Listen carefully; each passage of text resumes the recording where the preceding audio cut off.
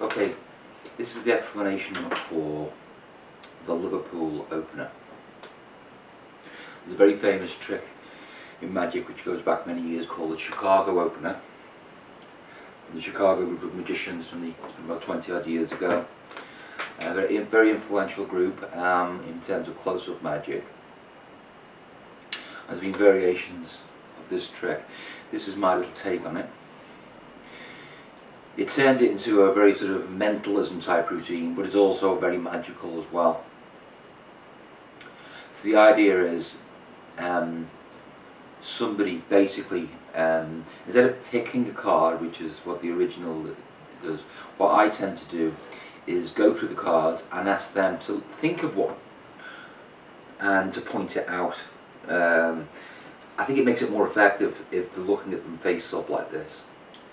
But there's a setup, and the setup is you have one extra card, which is a different coloured pack from the deck that you're using. In this case, I have a blue-backed Jack of Spades.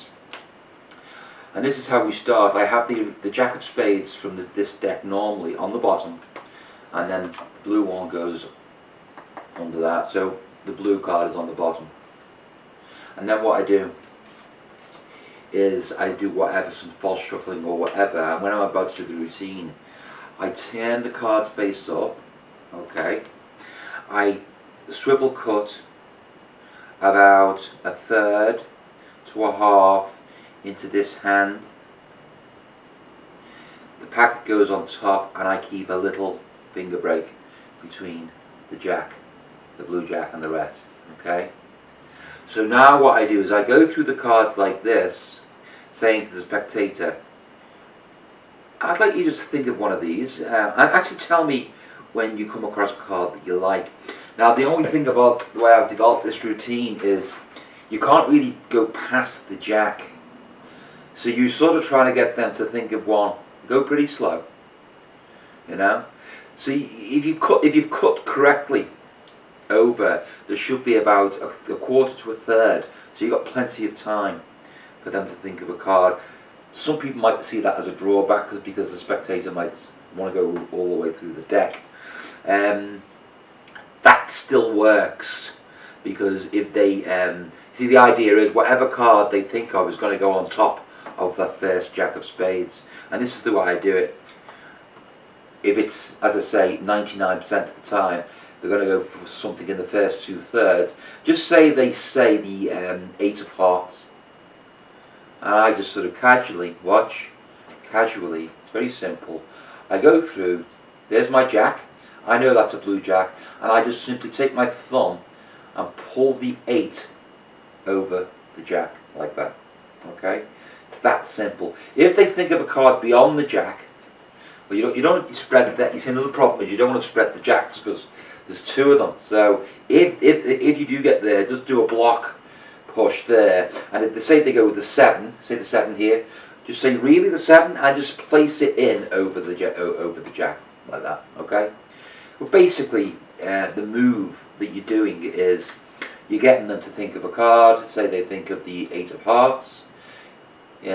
Theoretically, you don't even need to keep the break. You can just spread down to the jack, then the thumb comes over and spreads that there and closes everything. And all that does is places their card under the blue jack. So now it's a simple matter of spreading the cards and saying, so you had a free choice. Say yes, the 8 of Hearts. You go down and there's the blue card, about a third of the way down to the 8 of Hearts. But you completely cut the cards there, because you're going to do a double lift now, and the double lift will show their 8 of Hearts. So there's the double lift, okay, that's the 8 of Hearts. They're amazed. That's amazing in itself, because it seems that the only blue card in the deck is the card that they basically freely sort of thought of and then chose. But when you put this down, you know that's the Jack of Spades, right? So the situation is now is you have their 8 of Hearts on the top, which they think is down here, and the Jack of Spades is on the bottom, right? And what I always do here, I say to them, what would have happened if you hadn't chosen the 8 of Hearts? the various reactions would be, well, it wouldn't have worked, or are you that good that that other card would have changed, would have been the only blue card. Anyway, what I'm doing now is I just need to get this jack to the top of the deck, okay, because I'm going to force it basically. Now you could do that just like casually, little false shuffle, slide it to the top, there's the jack on the bottom, or you can do a double undercut, okay, there. It's not even a double undercut, it's just a kiss cut. What I do is a little break below the jack, that goes over, that goes on top, drops the jack, and everything goes underneath. Very, very simple. All you're doing is getting that jack to the top. Because I'm going to do what's now called a slip force.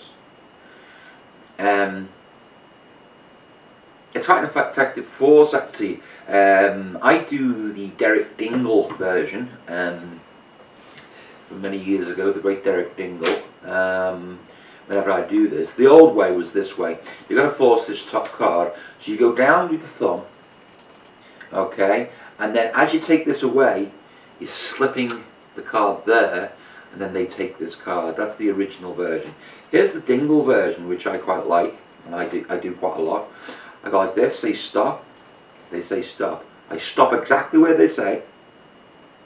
Now watch, I just balance them slightly there, come over with my hand. I'm going to take this, my finger's going to keep hold of this card and slip it down, but as it slips it down, I'm going to say, well, I tell you what, take this. I just sort of do this very often. It's, oh, well, I can see this card, take this one. Not necessarily going to say that here because you are actually going to ask to see the card. Let's show you that again. It goes down, stop, pause, take this card. It's a very effective force. So then I say, well, it doesn't really matter if I see that card, I'm just interested in what it is. Lie, it's the Jack of Spades, okay? Now remember, they think this one down here is the Eight of Hearts. What's going on now is, this is the Jack of Spades, the blue card. You force this Jack onto them. They think this is the Eight of Hearts, and you have the other Eight of Hearts on the top of the deck. So all you're going to do now is do a top change. You're going to top change this Jack for this 8, okay? Now, various methods of doing the top change. This is what I tend to do. It's sort of like this. It's in one movement here. I'm taking the card. All I'm doing, pushing slightly off the top card. This comes over and it slides over as that one comes out, okay? And it usually, if the spectator's where the camera or towards the camera angle, it's sort of, it's really imperceptible because it's sort of in their line of vision. And anyway, you've got plenty of misdirection because you're saying to them, put your hand on top of the 8, which is a Jack, okay? This is quite startling. So I've got the Jack here, I'm showing them the Jack, and I go like this, put your hand on top. And I'm emphasizing the Jack here, and see that's their hand, I'm actually touching their hand. Yeah? And then I can do a top change. I've got quite a good top change, so I'm not really bothered to have too much misdirection. If you're newer to Magic or newer to card Magic, you might want to do the top change as you're saying put your hand on top, because that's going to mean that their direction's going towards the card. And you can do your top change. Okay, put your hand on top. That's when you do your top change, okay? Anyway, I always sort of do this. Yeah. Put your hand on top of the 8. Now watch. And it's just like, it's just so... I don't even explain anything. I say, Jack is now the 8. Red.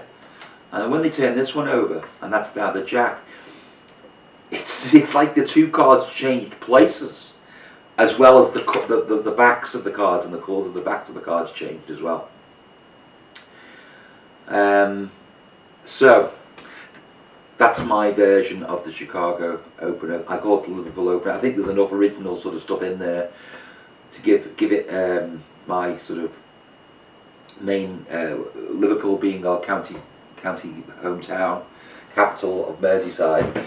So that's it. So it's like a little bit of mentalism because you're saying think of a card, very briefly.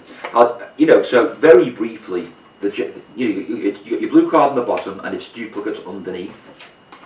Okay, you got to do a cut over, slight break. They think of a card, yeah, say 10 of diamonds, and you say, okay, is that a free choice? Slide it onto the jack, break everything down, go through the cards. There's one blue card. Then you double lift to show that the one blue card is the 10 of diamonds. That goes down there. You're going to bring the jack from the bottom to the top, like so. You're going to slip force the jack. Okay, take that one. They have a look at it. You look at it. You do a top change. That changes to the 10, and that changes to the jack. Very powerful stuff.